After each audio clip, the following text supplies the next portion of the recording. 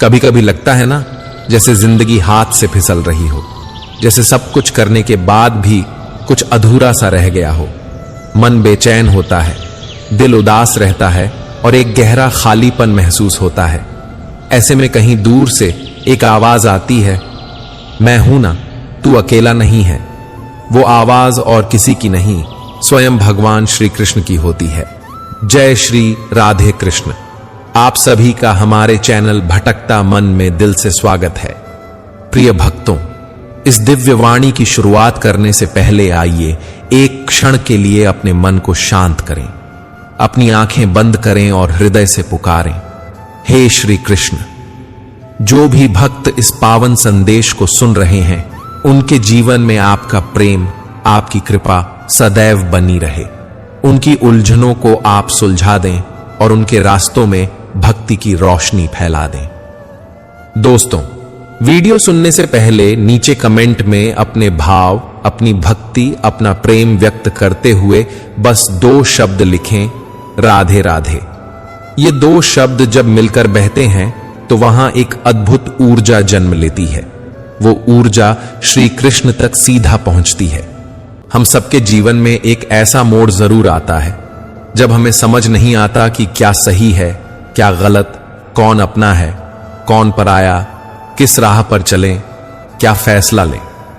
ऐसे ही एक क्षण में अर्जुन भी खड़ा था युद्ध भूमि में, लेकिन मन की लड़ाई उससे बड़ी थी। उसके सामने उसके अपने खड़े थे, भाई, गुरु, रिश्तेदार, और उसे उन्हीं पर धनुष उठाना था। वो कांप रहा था, आंखों से आंसू बह रहे थे, शरीर से शक्ति चली गई थी। तब श्री कृष्ण ने उसे देखा और शांत स्वर में कहा, अर्जुन, तू उन बातों पर शोक कर रहा है जिनके लिए शोक करना उचित नहीं है। वो वाक्य केवल अर्जुन के लिए नहीं था, वो हमारे लिए था, आपके लिए, मेरे लिए, हर उस इंसान के लिए जो जिंदगी में किसी न किसी मोड़ पर टूट जाता है। यहीं से गीता की पहली अमर प्रेरणा शुरू होती है, जो नश्वर है उसके लिए दुखी मत हो, जो अमर है वही तू है। श्री कृष्ण कहते हैं, तू शरीर नहीं है, तू आत्मा है, और आत्मा कभी नष्ट नहीं होती। आज जो कुछ भी आपने खोया है, पैसा, नाम, संबंध, सम्मान, वह सब शरीर से जुड़ी चीजें हैं।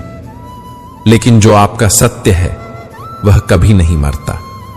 जब अर्जुन भगवान श्री कृष्ण से पूछते हैं, हे केशव, यह सब स्वीकार करने के बाद भी कि आत्मा अनादि और अजन्मा है, शस्त्र उसे काट नहीं सकते, अग्नि उसे जला नहीं सकती, फिर भी जीव की आत्मा को दुख, सुख, शोक, हर्ष, अपमान, पीड़ा और आनंद का अनुभव क्यों होता है? तब भगवान श्री कृष्ण कहते हैं, हे पार्थ, मैं तुम्हें पहले ही बता चुका हूं कि सुख दुख की अनुभूति करना आत्मा का काम नहीं है, यह तो शरीर का काम है। तब अर्जुन कहते हैं, हे केशव, शरीर को दर्द और पीड़ा तभी होगी जब शरीर पर चोट लगेगी या उसका कोई अंग कट जाएगा। जैसे जब शरीर आग में जल जाता है तो उससे होने वाली पीड़ा शरीर की पीड़ा है, लेकिन बदनामी या अपयश से होने वाली पीड़ा वैसी नहीं होती। वहां होने से जो आनंद मिलता है उससे शरीर को कोई हानि नहीं होती। अपयश का दर्द और बदनामी का दर्द सिर्फ आत्मा को होता है। तब भगवान श्री कृष्ण अर्जुन से कहते हैं, नहीं अर्जुन, ये यश है, अपयश है, अपमान है, ये लाभ है, हानि है, ये जीत है। आत्मा को न तो खुशी का अनुभव होता है और न ही हार का दर्द। यह आत्मा का काम नहीं है, यह मन की शरारत है। भगवान श्री कृष्ण कहते हैं, हे अर्जुन, याद रखो कि मन जीव के शरीर का एक अदृश्य हिस्सा है जो दिखाई नहीं देता लेकिन सबसे शक्तिशाली है। यह आत्मा का एक हिस्सा नहीं है और इसका उससे कोई संबंध नहीं है। रथ का स्वामी आत्मा में विराजमान है, जबकि मन शरीर रूपी रथ का सारथी है। यह मन ही है जो इंद्रियों रूपी घोड़ों को इधर उधर भटकाता है और जीवन के आवेश में उन्हें चंचल बनाता है। कभी कभी यवनों के आवेश में यह चंचल मन व्यक्ति को इस भ्रम में डाल देता है कि वह सर्वशक्तिमान है, वह सब कुछ कर सकता है तथा वह यहाँ का राजा है, जिसके आगे सभी झुकने को मजबूर हैं तथा जिसके शरीर के मर जाने पर सभी उसके आगे झुक जाते हैं। जब दीपक में यवन शक्ति का घी समाप्त हो जाता है और दीपक के नीचे अंधेरा हो जाता है, तब मनुष्य डर जाता है और चिल्लाने लगता है, मैं बीमार हूं, मैं दुखी हूं, मैं मर रहा हूं, मुझे बचाओ। मन ही मन रोने का नाटक भी करता है। हे अर्जुन, मनुष्य को रोने का मन करता है। मैं के अभिमान की मदिरा पिलाकर जो मनुष्य को मतवाला बनाता है, वह तो मन ही है। इसके हाथों में माया का जाल है, जिसे यह मनुष्य की इच्छाओं पर डालता रहता है और उसे अपने वश में करता रहता है। यह मन शरीर से भी मोहित होता है और अपने सुख से भी। वह मोहित है और अपने दुखों से भी मोहित है। वह खुशी में खुशी के गीत गाता है और दुख में दुख भरे गीत गुनगुनाता है। वह दूसरों को अपने दुखों में शामिल करके खुशी प्राप्त करता है। हे पार्थ, जीव के लिए अपने मन को वश में रखना आवश्यक है। अपने आंतरिक मन को नियंत्रित करें और आत्मा में देखें, तभी आप उस आत्मा के अंदर ईश्वर के प्रकाश को स्पष्ट रूप से देख पाएंगे। समय मनुष्य द्वारा बनाए गए रास्ते पर नहीं चलता। मनुष्य को समय के दिखाए मार्ग पर चलना ही पड़ता है। इसे ही भाग्य कहते हैं। एक बार एक युवक मेरे पास आया, बहुत दुखी था। उसकी नौकरी चली गई थी, प्रेमिका उसे छोड़ चुकी थी और वो पूरी तरह से टूट चुका था। उसने कहा, अब जीने का कोई कारण नहीं बचा। मैंने उससे पूछा, तुम अब भी सांस ले रहे हो ना? वो बोला, हां। मैंने कहा, तो फिर सब खत्म नहीं हुआ? भगवान श्री कृष्ण भी यही कहते हैं। तू जिंदा है, इसका मतलब यह है कि तू अब भी यात्रा पर है। तू अब भी कर्म कर सकता है। जिसे तूने खोया है, अगर वह वास्तव में तेरा था तो वह कभी जाएगा नहीं, और जो गया है वह शायद तेरे रास्ते से हटाया गया है ताकि तू आगे बढ़ सके।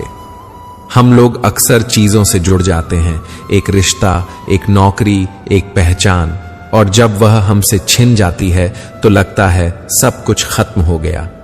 लेकिन श्री कृष्ण कहते हैं, यह सब कुछ क्षणिक है। तू अपने सच्चे रूप को पहचान, जो आत्मा है, जो अनंत है।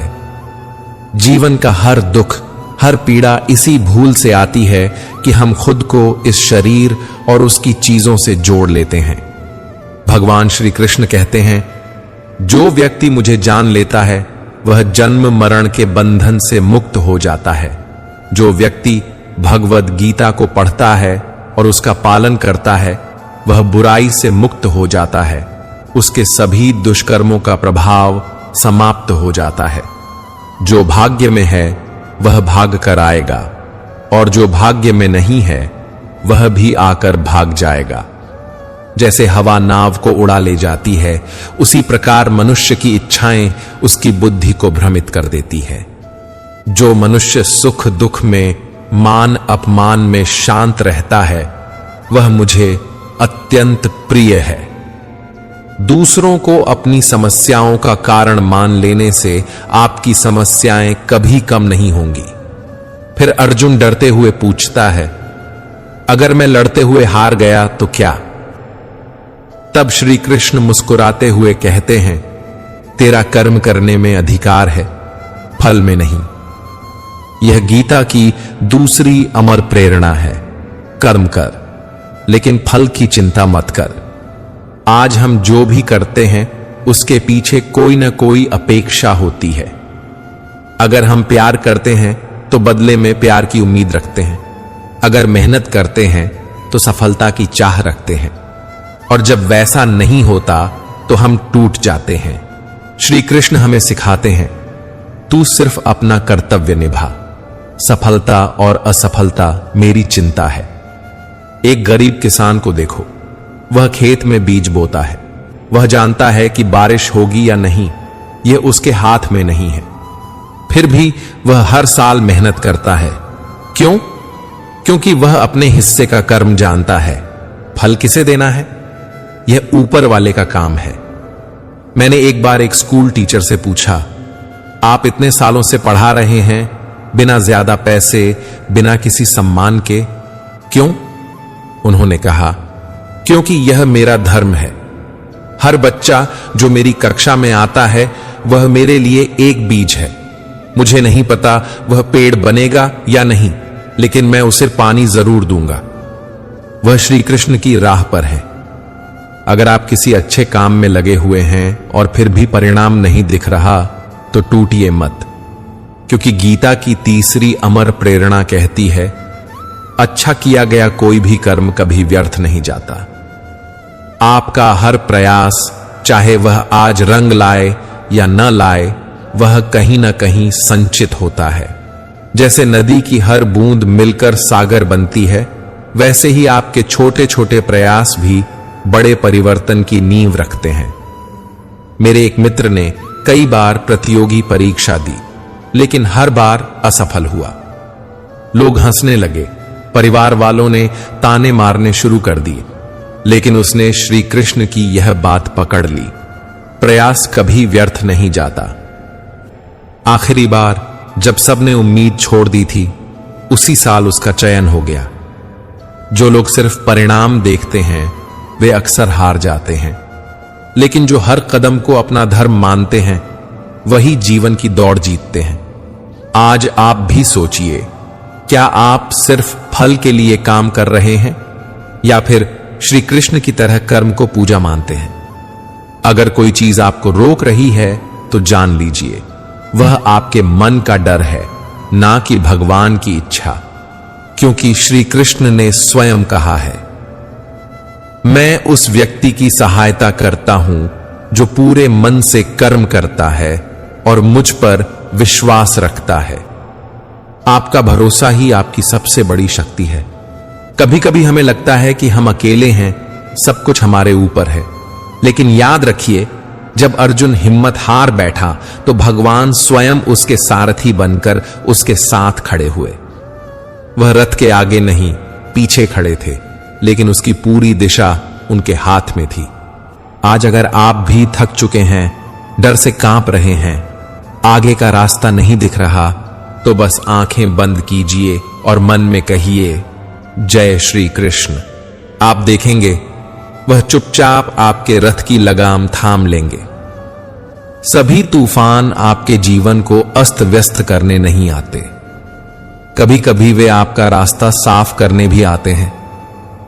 जिंदगी बहुत आसान हो जाती है जब परखने वाले नहीं, समझने वाले मिल जाते हैं। कोई मेरा बुरा करे तो वह उसका कर्म है, मैं किसी का बुरा ना करूं यह मेरा धर्म है। मूर्खों से बहस ना करें। अगर कोई कहता है कि हाथी उड़ता है तो कहिए, हां आप सही कह रहे हैं। खुद से दोस्ती हुई तो पता चला कि मुझसे बेहतर मुझे कोई नहीं जानता। जिंदगी में एक बात हमेशा याद रखना, जहां संघर्ष नहीं होता वहां सफलता भी नहीं होती। किसी को अपना दर्द मत बताओ, क्योंकि लोग सामने सुनकर पीठ पीछे मजाक बनाते हैं। भाई भाई का रिश्ता भगवान ने विपत्ति बांटने के लिए बनाया था, लेकिन अफसोस आज यह सिर्फ संपत्ति बांटने तक सीमित रह गया है। अगर लोग आपको नीचे गिराना चाहते हैं तो इसका मतलब आप उनसे ऊपर हैं। पैसा एक ही भाषा बोलता है। अगर तुमने आज मुझे बचा लिया तो कल मैं तुम्हें बचा लूंगा। पैसा फिर कहता है, भले ही मैं ऊपर साथ नहीं जाऊंगा, पर जब तक मैं नीचे हूं तुम्हें ऊपर जरूर लेकर जाऊंगा।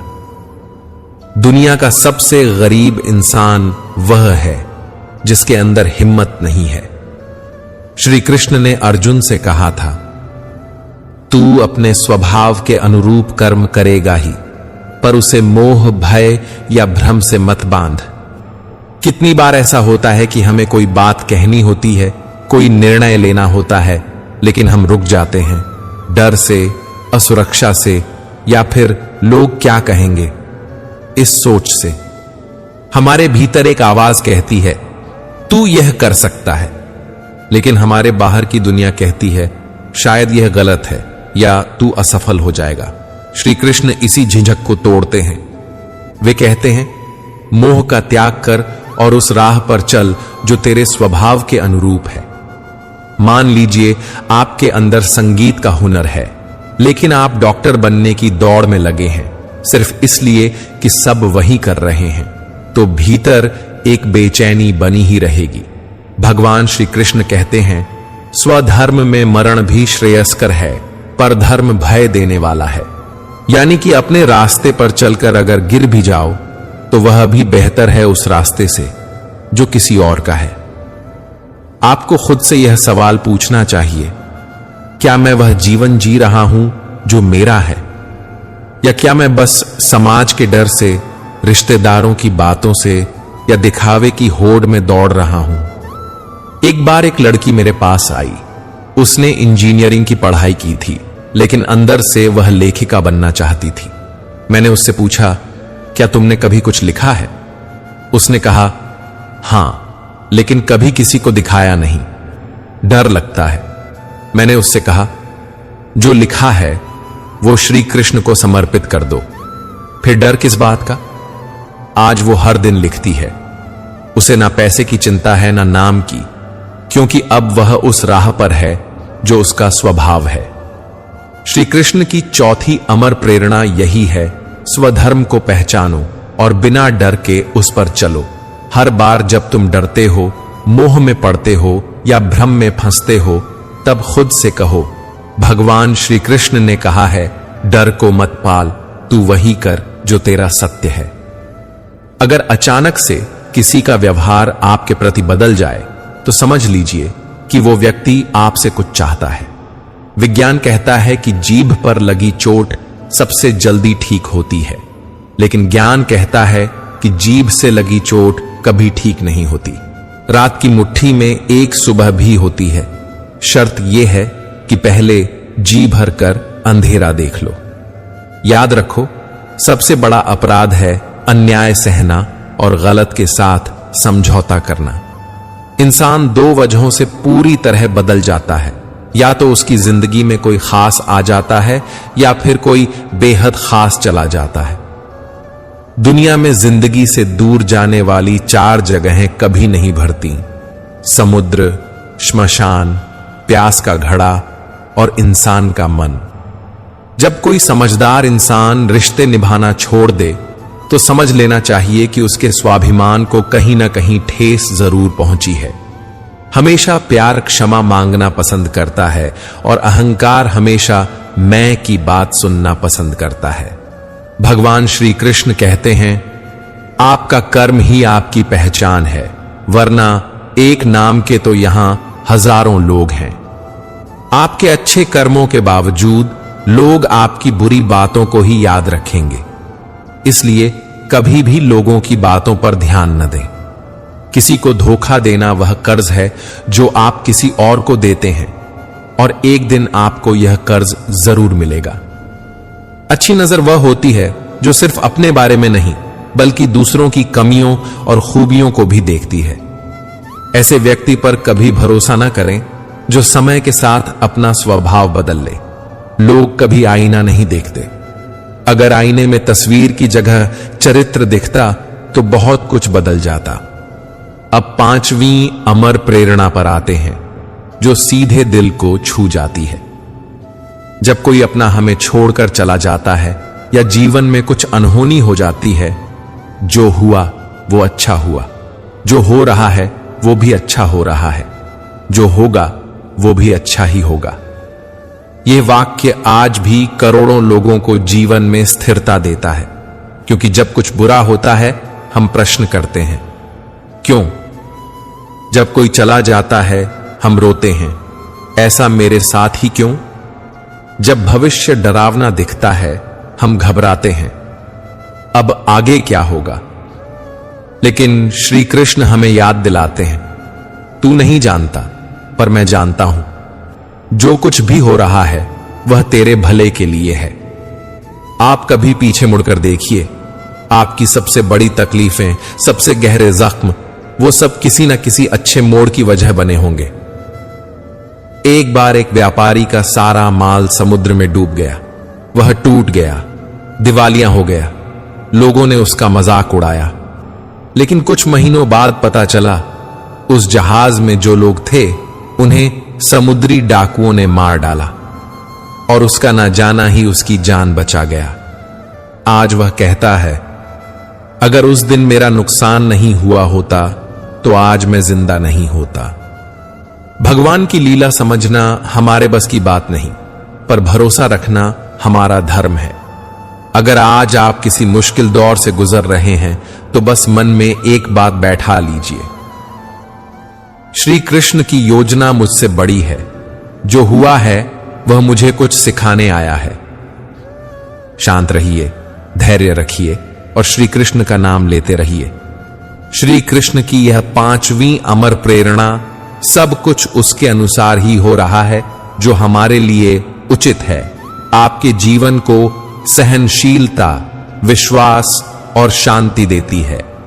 आज आपने इस खंड में जो सुना वह केवल शब्द नहीं बल्कि एक यात्रा है, अपने भीतर झांकने की, अपने सत्य को पहचानने की और भगवान श्री कृष्ण पर पूर्ण समर्पण की। कभी कभी हम सोचते हैं इतनी बातें तो ठीक हैं, लेकिन यह सब कर पाना आसान नहीं। तो याद रखिए, अर्जुन भी यही कह रहा था, लेकिन जब उसने आंखें बंद की और श्री कृष्ण की बातों पर भरोसा किया, तब युद्ध केवल बाहर नहीं, भीतर भी जीता। गरीबी को दूर करने के लिए किसी भी व्यक्ति को शिक्षित होना बहुत आवश्यक है और हर व्यक्ति को आत्मविश्वास से भरपूर होना भी बहुत जरूरी है। दूसरों की बातों में आकर रिश्ते खराब मत कीजिए, क्योंकि रिश्ते अपने होते हैं, दूसरों के नहीं। बहुत फर्क होता है जरूरी और जरूरत होने में। कभी कभी हम सिर्फ जरूरत होते हैं, जरूरी नहीं कोई लाख खूबसूरत ही हो, लेकिन अगर वह ईमानदार और वफादार नहीं है तो वह कुछ भी नहीं। काश बनाने वाले ने थोड़ी होशियारी और दिखाई होती, इंसान थोड़े कम और इंसानियत थोड़ी ज्यादा बनाई होती। रंग छोड़ते कपड़े और रंग बदलते लोग कितने भी ब्रांडेड क्यों ना हो, दिल से उतर ही जाते हैं। समस्या जब अपनों से हो तो समाधान खोजना चाहिए, क्योंकि न्याय में एक खुश होता है और दूसरा नाराज, जबकि समाधान में दोनों खुश होते हैं। जब भी आप खुद को टूटा हुआ महसूस करो तो घबराना मत। ऊपर वाला आपका इस्तेमाल किसी बड़ी चीज के लिए कर रहा है। अब बात करते हैं 6वीं प्रेरणा की, जो शायद सबसे कठिन लेकिन सबसे पवित्र है। तू सब कुछ मुझे अर्पण कर दे। श्री कृष्ण ने कहा, जो कुछ भी तू करता है, जो कुछ भी खाता है, जो कुछ भी देता है, जो भी तप करता है, वह सब मुझे अर्पण कर दे। अब सोचिए, अगर आप हर कर्म को, हर सोच को, हर काम को भगवान को समर्पित करें तो क्या आप गलत कर पाएंगे? अगर आपको किसी को धोखा देना हो और वह काम श्री कृष्ण को अर्पण करना हो तो क्या आप करेंगे? अगर आप कुछ चोरी करना चाहें और उसे भगवान को समर्पित करना हो तो क्या करेंगे? इसलिए श्री कृष्ण हमें एक रहस्य दे देते हैं, अपने कर्मों को मेरा बना दो, फिर पाप और पुण्य से परे हो जाओगे। कितना सरल और कितना गहरा है यह उपदेश। एक बार एक साधु जंगल में भिक्षा मांगते हुए जा रहे थे। एक किसान ने उन्हें थोड़ी रोटी दी और कहा, मैं तो बस हल चलाता हूं, गोबर उठाता हूं, खेत सींचता हूं, मुझे क्या मिलेगा? साधु मुस्कुराए और बोले, अगर तू हल चलाते समय भी यह कहे कि हे कृष्ण, यह सेवा तुम्हारी है, तो तेरा हर पसीना भी पूजा बन जाएगा। जीवन का हर काम, चाहे वह खाना पकाना हो, पढ़ाई करना हो, व्यापार करना हो, अगर वह भावना से श्री कृष्ण को समर्पित किया जाए तो वह साधना बन जाता है। अब आप सोचिए, क्या आप रोज जो काम करते हैं उनमें श्री कृष्ण को याद करते हैं? क्या आप अपने दुख, दर्द या खुशी के पल उन्हें अर्पण करते हैं? अगर नहीं तो आज से कीजिए। हर सुबह उठते ही कहिए, हे कृष्ण, आज का दिन तुम्हें समर्पित, जो करूंगा वो तुम्हारी पूजा होगी। फिर देखिए जीवन कितना बदलता है। प्रार्थना रोज करिए, क्योंकि बात करने से ज्यादा आसान है उस ईश्वर से बात करना।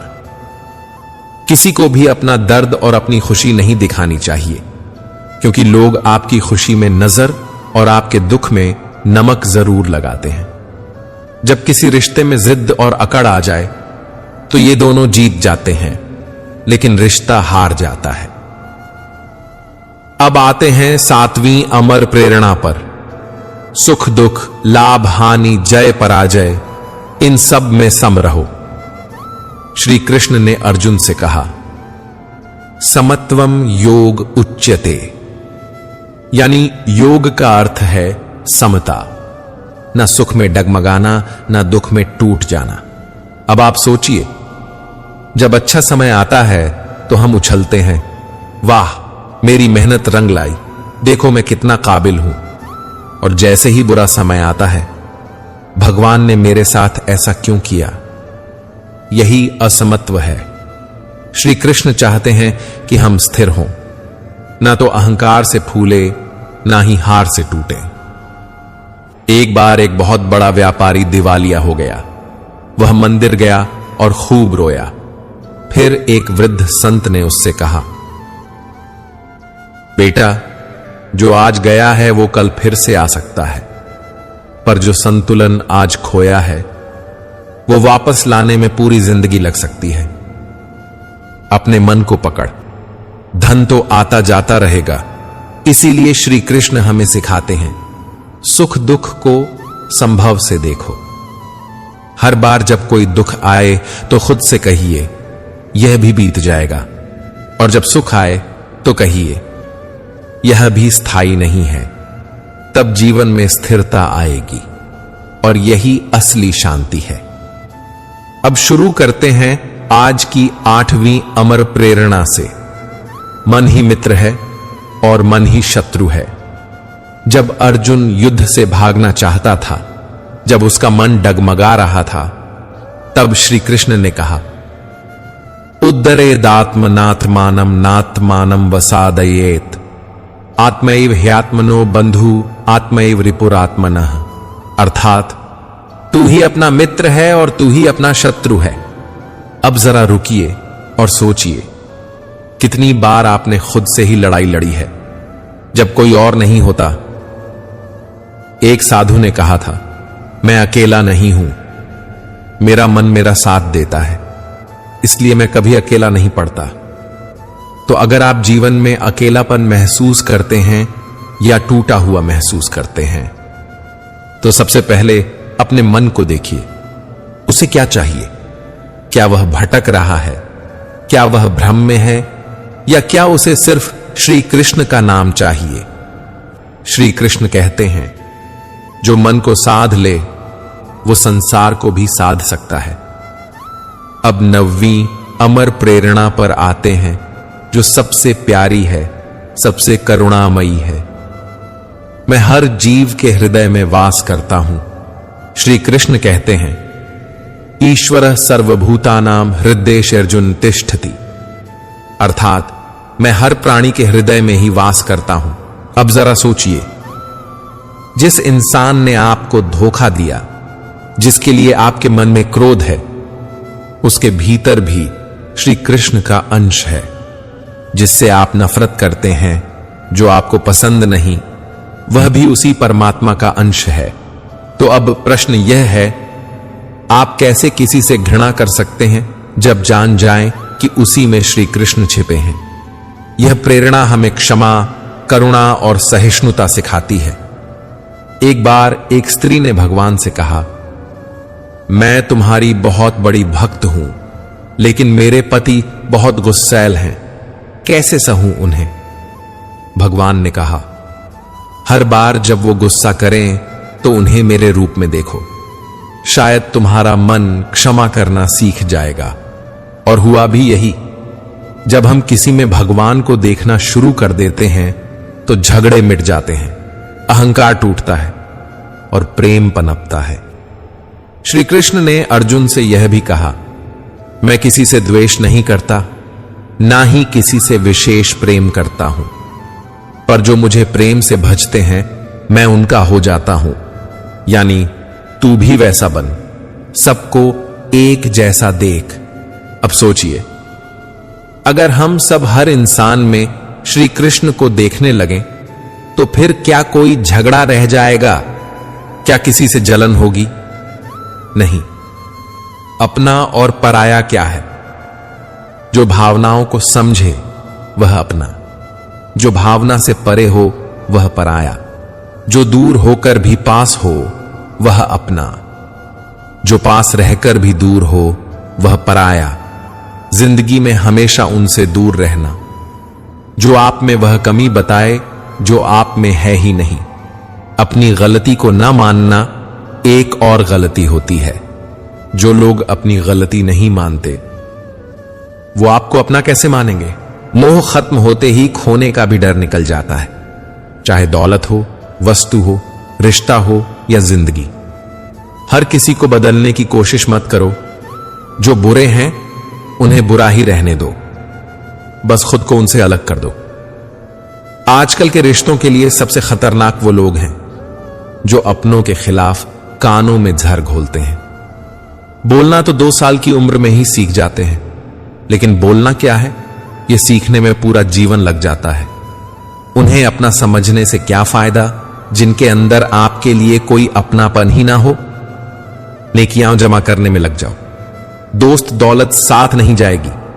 आजकल रिश्ते तो सूर्यमुखी के फूलों की तरह होते हैं, जिधर ज्यादा फायदा मिले उधर ही घूम जाते हैं। इसलिए इस नवमी प्रेरणा को अपनाइए।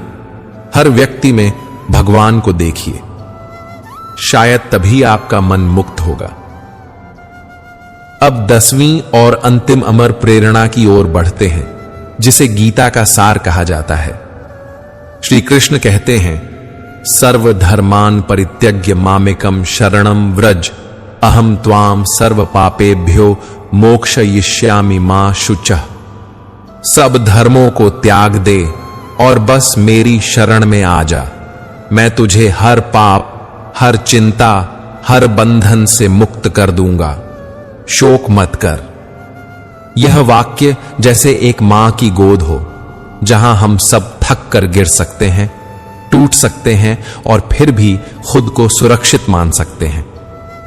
श्री कृष्ण ने यह तब कहा जब अर्जुन के सारे तर्क खत्म हो चुके थे, जब उसका मन हार चुका था। श्री कृष्ण ने तब कहा, अब तू कुछ मत सोच, बस मुझे पकड़ ले, बाकी मैं संभाल लूंगा। प्रिय भक्तों, हमने श्रीमद् भगवद गीता से वह 10 अमर प्रेरणाएं सीखी हैं जो जीवन बदल सकती हैं। हर एक प्रेरणा कोई साधारण शब्द नहीं, बल्कि एक दिव्य दृष्टि है जो हमारे दुखों को तोड़कर हमें भीतर से जागृत करती है। अब प्रश्न यह है कि इन प्रेरणाओं को जीवन में कैसे उतारें, क्योंकि गीता केवल पढ़ने की नहीं, जीने की चीज है। तो चलिए दिल से सुनिए, श्री कृष्ण की तरह, अपने सबसे प्यारे सखा की तरह।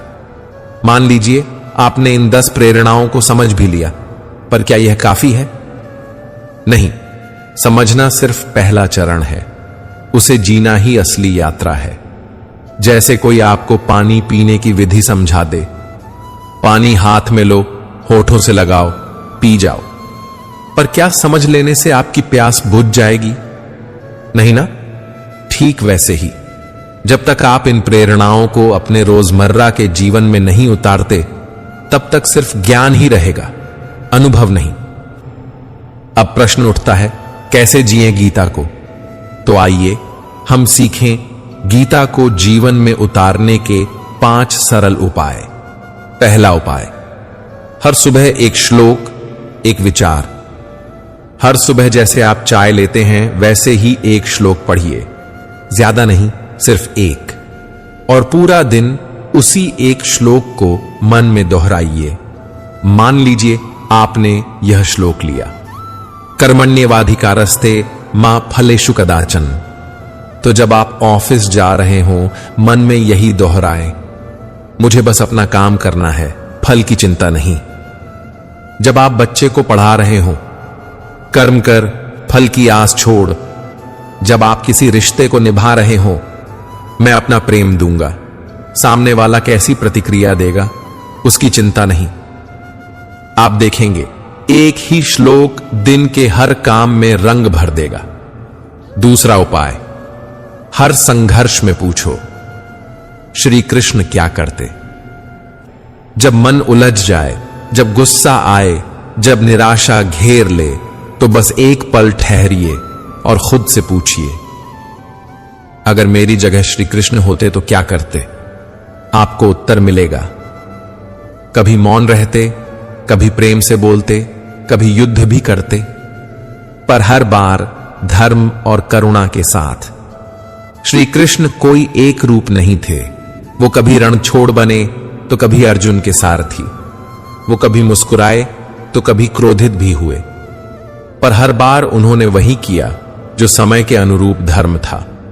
इसलिए जब भी कंफ्यूजन हो, बस इतना पूछना, श्री कृष्ण क्या करते? तीसरा उपाय, हर रात आत्म परीक्षण। रात को सोने से पहले एक सवाल खुद से पूछो, क्या मैंने आज गीता का एक भी सूत्र जिया?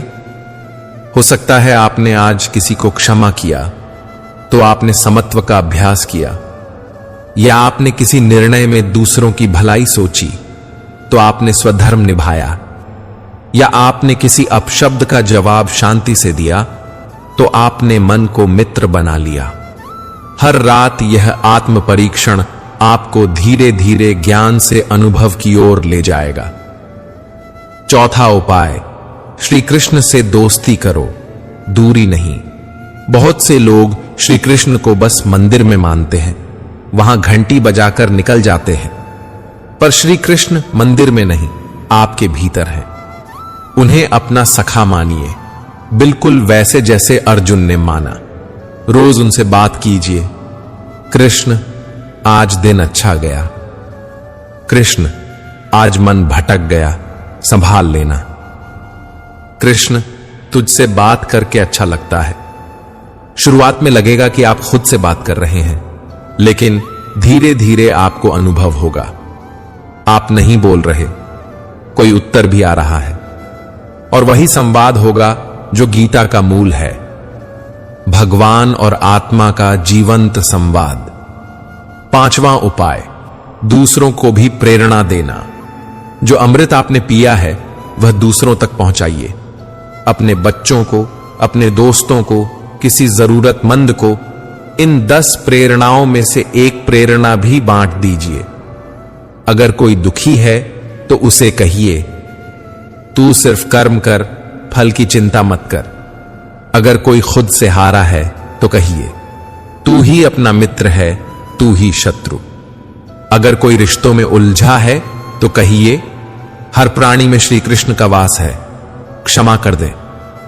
आप देखेंगे गीता का ज्ञान जैसे जैसे आप बांटते जाएंगे, वैसे वैसे वो आपके भीतर और गहराई से बसता जाएगा। अब जरा रुकिए, इन 5 उपायों को जीवन में उतारने की कल्पना कीजिए। सुबह एक श्लोक, दिन भर मनन, दोपहर में कोई उलझन, श्री कृष्ण से पूछना, रात को आत्म परीक्षण, रोज उनसे संवाद, और कभी कभी किसी और को यह अमृत बांटना। क्या यह जीवन बदल नहीं देगा? क्या आपकी चाल, आपकी सोच, आपकी दृष्टि सब कुछ श्री कृष्णमय नहीं हो जाएगी? यही है गीता को जीना। और याद रखिए, गीता सिर्फ युद्ध के मैदान की नहीं है, वो हर उस जगह की है जहां आपके भीतर एक अर्जुन हिम्मत हारता है और एक श्री कृष्ण आपको संभालने आता है। तो आज से गीता को सिर्फ किताब की तरह मत रखिए, उसे दिल की गहराई में उतारिए। वो आपका मार्गदर्शक बनेगी, आपका रक्षक बनेगी। अब हम आ पहुंचे हैं अंतिम खंड पर, उस मुकाम पर जहां अब तक की सारी प्रेरणाएं, सारी भावनाएं और श्री कृष्ण की सारी वाणी एक जगह आकर ठहरती हैं, हमारे भीतर। आप यहां तक पहुंचे, इसका मतलब है कि आपके मन में केवल प्रश्न नहीं है, अब वहां उत्तर भी गूंजने लगे हैं। इस आखिरी खंड में हम बात करेंगे उन 10 अमर प्रेरणाओं को कैसे स्थायी बनाएं, ताकि जीवन के हर पड़ाव पर श्री कृष्ण हमारे साथ खड़े रहें। और यहीं से शुरू होती है सबसे गहरी बात। बहुत से लोग कहते हैं मैंने गीता पढ़ी, समझी भी, पर फिर भी जीवन नहीं बदला। श्री कृष्ण इसका उत्तर पहले ही दे चुके हैं। श्रद्धावान लभते ज्ञानम। जिसके पास श्रद्धा है वही ज्ञान को अपने जीवन में उतार सकता है। यहां श्रद्धा का अर्थ सिर्फ धार्मिक विश्वास नहीं है। श्रद्धा का मतलब है जब मन डगमगाए फिर भी गीता के शब्दों पर टिके रहना, जब रास्ता न दिखे फिर भी श्री कृष्ण के निर्णय पर भरोसा रखना। यह श्रद्धा ही वह नींव है जिस पर गीता का महल टिकता है। अब चलिए बात करते हैं उन 5 जीवन परिवर्तनकारी सूत्रों की जो इन 10 प्रेरणाओं को स्थायी बनाएंगे। पहला सूत्र, जो घट रहा है वह होना ही था। आपने गीता से सीखा, मां फलेषु कदाचन, फल की चिंता मत करो। पर जब मन दुखी होता है, जब हमें नुकसान होता है, तब इस प्रेरणा पर अडिग रहना कठिन हो जाता है। ऐसे में श्री कृष्ण याद दिलाते हैं, जो कुछ भी तुम्हारे साथ घट रहा है वह संयोग नहीं है, यह तुम्हारे संस्कारों और समय का परिणाम है। अगर आज बारिश हो रही है तो उसके बाद धूप भी आएगी। अगर आज मन भारी है तो कल वह भी हल्का होगा, क्योंकि परिवर्तन ही जीवन है। तो हर दुख में कहिए, श्री कृष्ण, जो हो रहा है मुझे स्वीकार है, क्योंकि तेरी योजना मुझसे बड़ी है। दूसरा सूत्र, स्वयं को सशक्त बनाओ, दूसरों को नियंत्रित नहीं। श्री कृष्ण कहते हैं, उद्धरेदात्मनात्मानम नात्मानम व साधयेत। तू ही स्वयं का उद्धार कर सकता है। दुनिया को बदलने की कोशिश मत करो। खुद को इतना मजबूत बनाओ कि दुनिया तुम्हारा कुछ बिगाड़ ही ना पाए। आपके पास शक्ति है शून्य, अपनी सोच बदलने की, अपनी दृष्टि बदलने की, अपने कर्म चुनने की। यही गीता की आत्मा है, स्वयं पर ध्यान, स्वयं पर काम।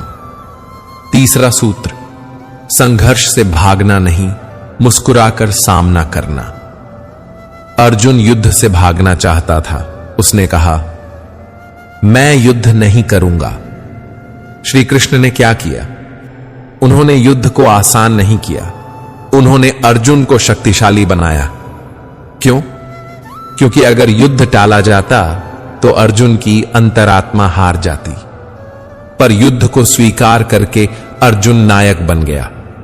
आज भी जब आपके जीवन में संघर्ष आता है, श्री कृष्ण आपको कमजोर नहीं कहते, वो आपको याद दिलाते हैं तुम योद्धा हो। इसलिए हर बार जब कोई कठिनाई आए, अपने आप से कहिए, मैं अर्जुन हूं और श्री कृष्ण मेरे सारथी हैं। चौथा सूत्र, जो मिला है उसका आदर कर, जो नहीं मिला उसका बोझ मत बना। आज हर इंसान किसी न किसी चीज से दुखी है। मेरे पास पैसा नहीं, सम्मान नहीं, समय नहीं।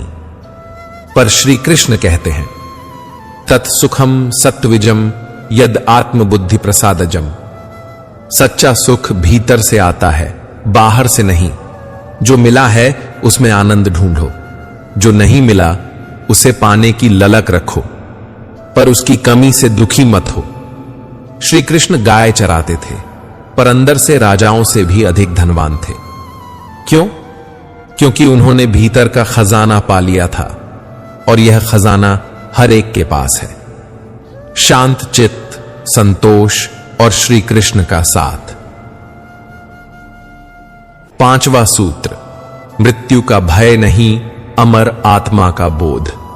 गीता की सबसे गहन बात यही है, न जायते म्रियते व कदाचित। आत्मा न जन्म लेती है न मरती है। तुम यह शरीर नहीं हो, तुम वह ऊर्जा हो, वह चेतना हो जो केवल अनुभव करती है। तो मृत्यु का क्या भय, किसी प्रिय को खो देने का क्या गम? जो गया वह केवल शरीर था, उसकी आत्मा अभी भी श्री कृष्ण के चरणों में है, और वह हर रोज हर पल तुम्हारे पास है। यह समझ आ जाए तो हर दुख, हर भय छू मंत्र। अब एक अंतिम बात, गीता को जीवन का आईना बना लो। हर बार जब मन उलझे, गीता खोलो। हर बार जब भावनाएं बहकें, गीता पढ़ो। हर बार जब हार लगे, श्री कृष्ण को पुकारो। क्योंकि ये 10 अमर प्रेरणाएं किसी पौराणिक ग्रंथ की बातें नहीं हैं, ये आपके जीवन की कहानी है। ये हर इंसान के अंदर उठने वाले सवालों का उत्तर है। और अब जब आप ये 5 खंड पूरे पढ़ चुके हैं, तो मैं आपसे एक विनती करूंगा, इन शब्दों को बंद मत करो, इन अनुभवों को बांटिए। किसी एक को गीता का एक संदेश दीजिए, आप उसका जीवन बदल देंगे। और अगर कभी मन फिर से डगमगाए, तो इस श्रृंखला को दोबारा सुनिए, क्योंकि श्री कृष्ण की वाणी हर बार नई ऊर्जा, नई दृष्टि, नई प्रेरणा लेकर आती है।